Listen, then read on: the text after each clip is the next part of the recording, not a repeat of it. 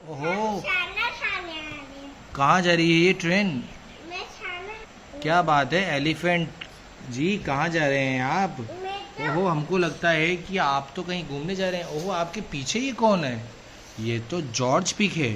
अरे वाह George pick, कहीं सैर पे निकले हो गया दोनों आप? अरे देखूं तो पीछे में, अरे ये टेडी बियर भी बैठे हुए हैं। पीछे से हॉर्न की आवाज़ आ रही है। ये ट्रेन कहीं जा रही है। सबसे पहले एलिफेंट डॉक्टर बैठे हैं और उसके पीछे हैं, ओहो सोनिक जी आप भी हैं क्या? ओहो, पीछे ट्रैफिक जाम हो रहा है, हॉर्न पे हॉर्न बज रहे हैं। ये हॉर्न कौन बजा रहा है? ओहो मिस्टर डोरेमोन, डोरेमोन क्या करते हो आप? और इस बच्चे के पीछे ये कौन है? ओहो डॉगी, तो ये पूरी बारात कहीं ना कहीं जा रही है घूमने के लिए। ओहो वाह वाह क्या बात है। और इसके पीछे है इनकी भैया, अरे क्या बात है, वाह वाह वाह वाह वाह वाह वाह वाह वाह वाह। भैया ओहो।